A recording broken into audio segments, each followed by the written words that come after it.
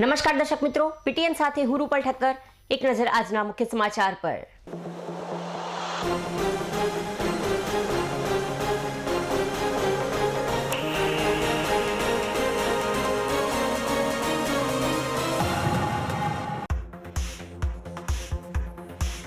ચાંદીપુરા વાયરસના પગલે પાટણનું વહીવટી તંત્ર થયું એલર્ટ. બાળ રોગ નિષ્ણાત મેડિકલ ટીમ અનુભવી સ્ટાફ સાથે દવાનો સ્ટોક કરાયો ઉપલબ્ધ. પાટણની સિવિલ હોસ્પિટલમાં ચાંદીપુરા વાયરસને અગમચેતીના ભાગરૂપે 11 બેડનો એક સ્પેશિયલ વોર્ડ કરાયો તૈયાર.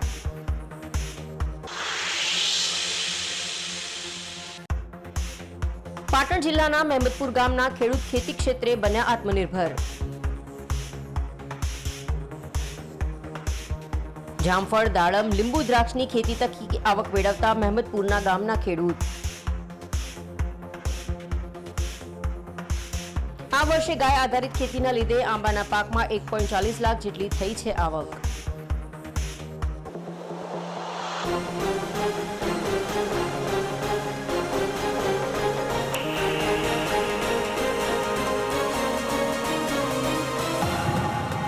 હવે સમાચાર વિગતવાર.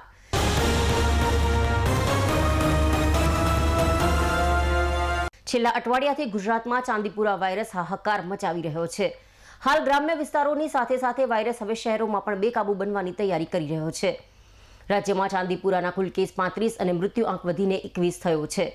અત્યાર સુધી આ વાયરસની અસર ગ્રામીણ વિસ્તારમાં જોવા મળી હતી, પરંતુ હવે મોટા શહેરોમાં પણ ચાંદીપુરા વાયરસના કેસો જોવા મળી રહ્યા છે. ત્યારે પાટણ શહેરની સિવિલ હોસ્પિટલમાં અગમચેતીના ભાગરૂપે એક 11 બેડનો ચાંદીપુરા વાયરસના દર્દીઓ માટેનો વોર્ડ તૈયાર કરવામાં આવ્યો હોવાનું સિવિલ હોસ્પિટલના RMO ડોક્ટર પ્રીતિબેન સોનીએ જણાવ્યું હતું. છેલ્લા થોડા સમયથી રાજ્યના જુદા જુદા જિલ્લાઓમાં વાયરલ ચાંદીપુરા વાયરસના ચેપ સંક્રમણના કારણે નાના બાળકો, ખાસ કરીને 9 મહિનાથી 14 વર્ષ સુધીના બાળકોના મરણ થયેલ છે. એટલે કે ચાંદીપુરા વાયરસે ગુજરાત રાજ્યમાં પ્રવેશ કરી દીધો છે.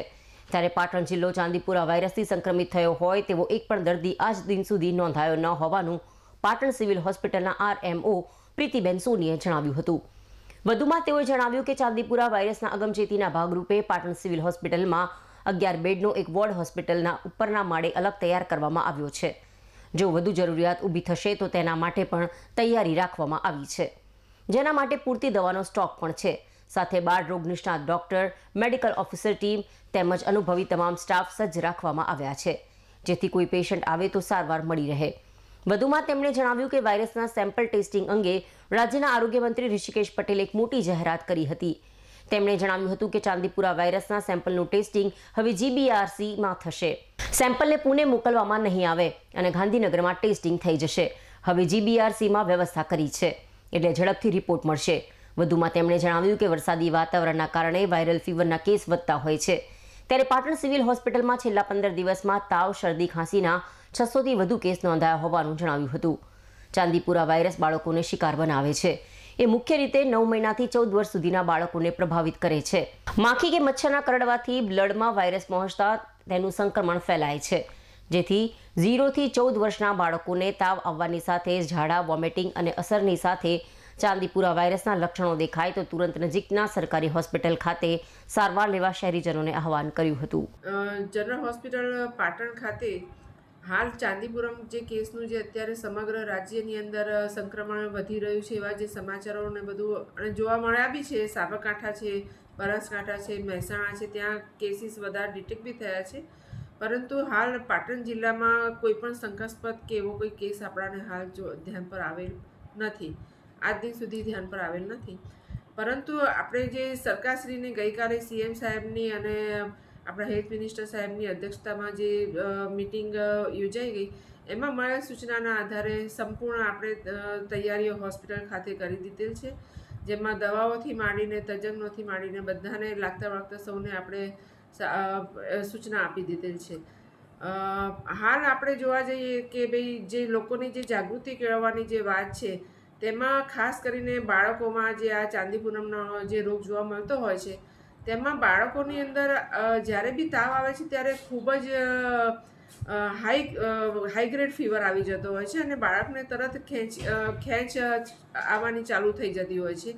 તો આવા સંજોગોમાં લોકોમાં જો જાગૃતિ આવી જાય કે જેવું બી બાળકોને ક્યારેક બી જ્યારે બી લક્ષણો થોડા ઘણા બી તાવના દેખાય તો તરત જ નજીકના ડૉક્ટરોનો સંપર્ક કરી અને તાત્કાલિક સારવાર મેળવવી જોઈએ કે જેથી કરીને આગળ આ વધતી તકલીફ અટકાવી શકાય.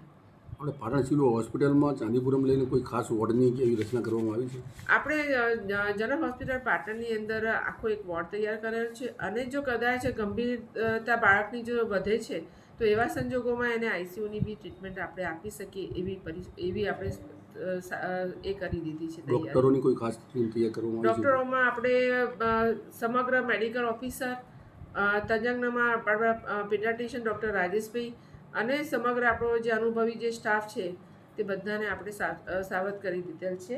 અને આપણે એ પણ સૂચના આપી દીધી છે કે હમણાં જે રાજ્ય સરકાર દ્વારા આજે સૂચના આવી છે કે જે પુના જે સેમ્પલ મોકલવાનું જે હતું તેના બદલે રાજ્ય સરકાર દ્વારા જીબીઆરસી લેબોરેટરી ગાંધીનગરમાં હવે મોકલવાનું સૂચન થઈ આવેલ છે. વરસાદી વાતાવરણ થવાના લીધે જે સામાન્ય રીતે આપણે વાયરસના કેસીસનો જે નોંધપાત્ર વધારો જોવા મળતો હોય છે તો એમાં છેલ્લા 15 દિવસની અંદર આપણી પાસે ઓપીડીની અંદર જે કેસીસ જોઈએ તો 600 થી 650 કેસીસ આપણે આ વાયરસના નોંધાયેલા છે.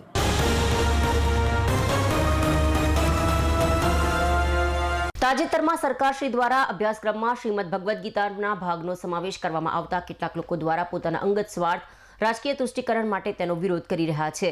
તેમના વિરોધને વખોડવા આજે કલેક્ટર કચેરી ખાતે જિલ્લા મહિલા સમન્વય દ્વારા મહિલાઓ દ્વારા અધિક કલેક્ટરને આવેદનપત્ર પાઠવ્યું હતું અને આ વિરોધને વખોડતા અને ગીતાના અભ્યાસક્રમમાં આવકારતા સરકારને અભિનંદન પાઠવ્યા હતા. ત્યારે આ જ બાબતે ભારત વિકાસ પરિષદ સિદ્ધહેમ શાખા દ્વારા પણ કલેક્ટર કચેરીએ ચીટણીશ્રીને આવેદનપત્ર આપી જણાવ્યું હતું કે શ્રીમદ ભગવદ્ ગીતામાં જ્ઞાન, શક્તિ, ભક્તિ અને કર્મયોગના સિદ્ધાંતો સૂચવે છે. અદાલતોમાં પણ ગીતાના સોગંદ લેવાય છે. ભારતીય બંધારણના ઘડવૈયા ડોક્ટર બાબા સાહેબ આંબેડકર પણ પોતાના સામયિકોમાં ગીતાના શ્લોકને ટાંકીને આધાર લઈને સત્ય, સ્થાપના, સત્યાગ્રહ, અસમાનતા અને અસ્પૃશ્યતાનો છેદ ઉડાડવામાં આવ્યો છે. ત્યારે તેનો વિરોધ વ્યાજબી નથી, જે વખોડવા લાયક હોવાનું સિદ્ધહેમ શાખાના પ્રમુખ ભાર્ગવભાઈ ચોકસીએ જણાવ્યું હતું. આજે અમે ભારત વિકાસ પરિષદ સિદ્ધહેમ શાખા થકી જે શ્રીમદ ભાગવત ગીતા જ્ઞાનનો અભ્યાસક્રમમાં સમાવેશના વિરોધને અમે વખોડવા બાબતે આવેદનપત્ર આપવા આવ્યા છીએ. વંદે માતરમ સહ અમે જણાવીએ કે અભ્યાસક્રમમાં શ્રીમદ ભાગવત ગીતાના ભાગનો સમાવેશ થવાથી કેટલોક વર્ગ રાજકીય તુષ્ટિકરણ અને તેના વિરોધ કરી રહ્યો છે. તેના વિરોધને અમે કડક શબ્દોમાં વખોડીએ છીએ. ભાગવત ગીતામાં દર્શાવેલ મૂલ્યો અને સિદ્ધાંતો કોઈપણ ધર્મ, જાતિ, પંથ કે મત સંપ્રદાયનો ઉલ્લેખ કરી કહેવામાં આવ્યો નથી. શ્રીમદ ભાગવત ગીતા જ્ઞાન, ભક્તિ અને કર્મયોગના નીતિગત સિદ્ધાંતો અને મૂલ્યોને સમજાવે છે. શ્રીમદ ભાગવત ગીતામાં દર્શાવેલ સદ્ગુણો વિદ્યાર્થીઓના પ્રારંભિક જીવનમાં સંવર્ધન થાય તે ભવિષ્યના પ્રબુદ્ધ અને શક્તિશાળી ભારત માટે અનિવાર્ય છે.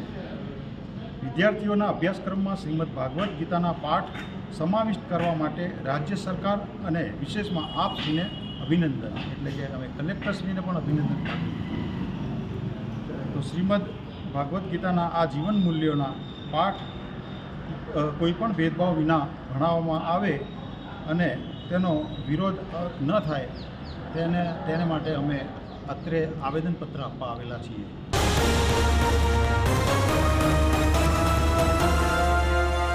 ભારત દેશ લોકશાહીનો દેશ હોવાથી અહીં પંચાયત, નગરપાલિકા, લોકસભા, વિધાનસભા સહિતની વિવિધ ચૂંટણીઓ યોજાતી હોય છે. ત્યારે વિદ્યાર્થીઓ બાળપણથી જ લોકશાહી પર્વથી અવગત થાય અને તેમનામાં લીડરશીપના ગુણો વિકસિત બને તે માટે વિવિધ શાળાઓમાં ચૂંટણી પ્રક્રિયા થકી લોકશાહીના પર્વથી અવગત કરાવવામાં આવતા હોય છે. ત્યારે તંઝીમ કમિટી, પાટણ સંચાલિત આશીષ વિદ્યાલય પ્રાથમિક શાળા અને તાહેરિયા ગુજરાતી પ્રાથમિક શાળામાં શાળા પંચાયતની ચૂંટણી યોજવામાં આવી હતી. તેમાં ધોરણ 1 થી 4ની ચૂંટણી બિનહરીફ બની હતી અને 5 થી 8ના તમામ વર્ગોમાં 4 વિદ્યાર્થીઓએ ઉમેદવારી નોંધાવી હતી અને શાળા પરિવાર દ્વારા શમાબેન મંસૂરીની રાહબારી નીચે ચૂંટણી યોજવામાં આવી હતી અને બૂથ વાઇઝ મતદાન કરાવવામાં આવ્યું હતું અને મતગણતરી કરવામાં આવી હતી અને દરેક વર્ગમાંથી એક કુમાર અને એક કન્યા વિદ્યાર્થીઓને વિજેતા જાહેર કરવામાં આવ્યા હોવાનું શમાબેન મંસૂરીએ જણાવ્યું હતું.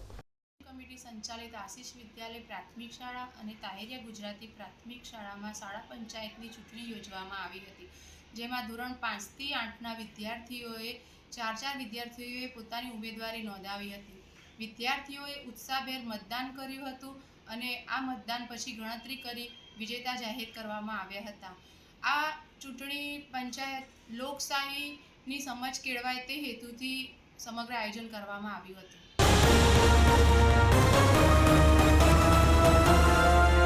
બનાસકાંઠા જિલ્લાના ડીસામાંથી મોડ મોદી સમાજ દ્વારા દર સાલની જેમ પરંપરાગત મુજબ ડીસાથી બહુચરાજી મુકામે ચાલતો પગપાળા યાત્રા સંઘનું આયોજન કરવામાં આવે છે.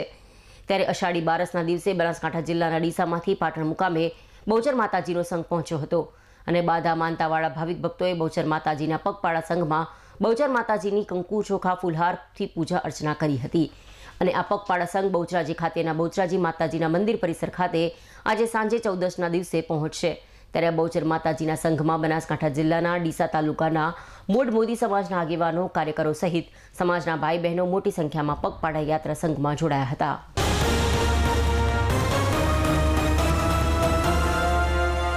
પાટણના રિજનલ સાયન્સ સેન્ટર ખાતે 18 જુલાઈ 2024ના રોજ સમગ્ર શિક્ષા કચેરી પાટણના સહયોગથી સરસ્વતી તાલુકા કક્ષાનો શિક્ષક તાલીમ શિબિર સાથે વિશ્વ શ્રવણ દિવસની ઉજવણી કરાઈ હતી. જેમાં સરસ્વતી તાલુકામાંથી આવેલ 150 જેટલા ક્લસ્ટર કોઓર્ડિનેટર, બ્લોક કોઓર્ડિનેટર અને અન્ય અધિકારીશ્રીઓએ ભાગ લીધો હતો. દિલીપભાઈ નાઈ દ્વારા કાર્યક્રમની શરૂઆત સક્ષમ શાળાના પરિચય અને તેના હેતુ દ્વારા કરવામાં આવી હતી. ત્યારબાદ પાટણ જિલ્લા પ્રાથમિક શિક્ષણ અધિકારી નરેન્દ્રસિંહ ચાવડા દ્વારા સક્ષમ શાળા અને તેના માટે જરૂરી વહીવટી બાબતો તથા સક્ષમ શિક્ષકની વિભાવના વિશે જાણકારી આપવામાં આવી હતી. સાયન્સ સેન્ટરના પ્રોજેક્ટ ડાયરેક્ટર ડોક્ટર સુમિત શાસ્ત્રીએ સક્ષમ શાળાના એક મહત્વપૂર્ણ મુદ્દા આબોહવા પરિવર્તન અને ગ્લોબલ વોર્મિંગ વિશે વિસ્તૃત માહિતી આપી હતી. જેમાં કુદરતી અને માનવ પ્રેરિત આપત્તિઓ અને આબોહવા પરિવર્તન, શિક્ષણ ક્ષેત્ર પર તેની અસર, ગુજરાતની આબોહવાની નબળાઈઓ અને શાળાઓ અને બાળકો પર તેની અસરનો સમાવેશ થાય છે. ત્યારબાદ વિશ્વ શ્રવણ દિવસ નિમિત્તે નિષ્ણાત ગાઈડ દ્વારા કાન અને તેની સાથે સંકળાયેલા અંગોનું મહત્વ તથા વિશ્વ શ્રવણ દિવસના ઉદ્દેશ્ય વિશે સહભાગીઓને જાણકારી આપવામાં આવી હતી.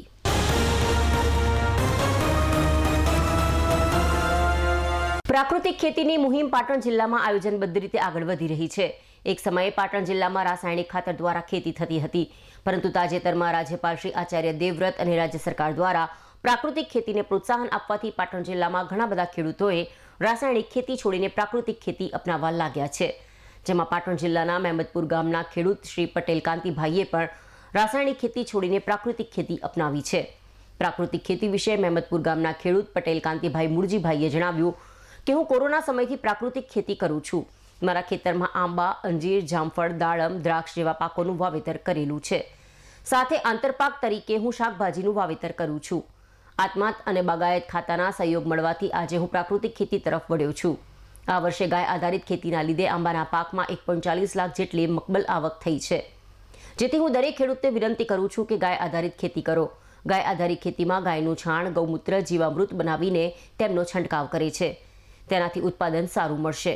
આમ જિલ્લાના ખેડૂતો બાગાયતી ખેતીની સાથે ગાય આધારિત પ્રાકૃતિક ખેતીને પણ પ્રાધાન્ય આપી રહ્યા છે. વડાપ્રધાન નરેન્દ્રભાઈ મોદીના આહવાન અને રાજ્યપાલશ્રીના માર્ગદર્શનમાં દેશમાં પ્રાકૃતિક ખેતીની ઝુંબેશમાં દેશ આગળ વધી રહ્યો છે.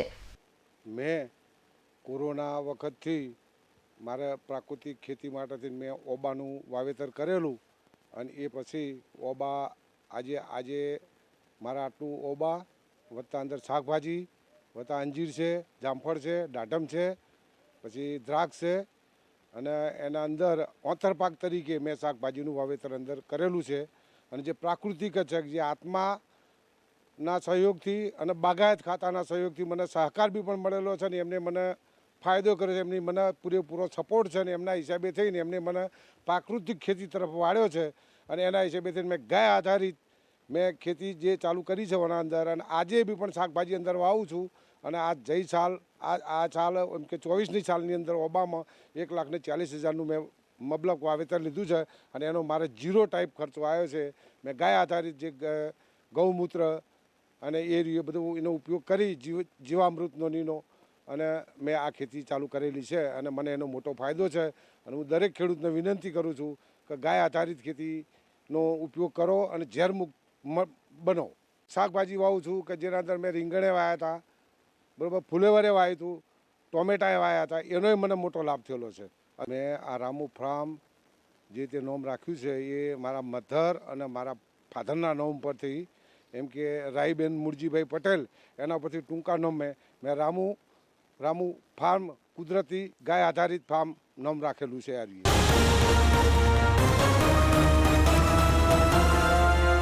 સમાચાર પૂર્ણ કરતા પહેલા આજના મુખ્ય સમાચાર પર ફરી એક નજર.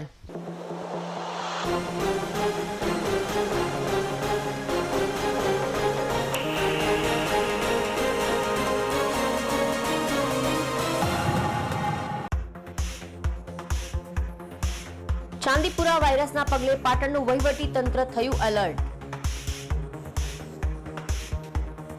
બાળ રોગ નિષ્ણાત મેડિકલ ટીમ અનુભવી સ્ટાફ સાથે દવાનો સ્ટોક કરાયો ઉપલબ્ધ. પાટણની સિવિલ હોસ્પિટલમાં ચાંદીપુરા વાયરસને અગમચેતીના ભાગરૂપે 11 બેડનો એક સ્પેશિયલ વોર્ડ કરાયો તૈયાર.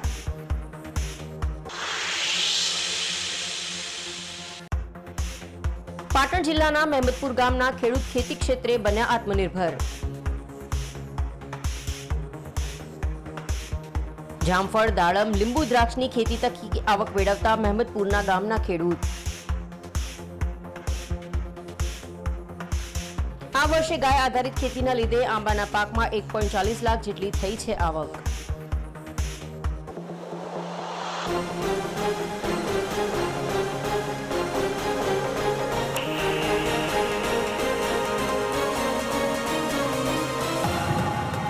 આ સાથે આજનું સમાચાર બુલેટિન સમાપ્ત કરીએ. રજા આપશો. નમસ્કાર.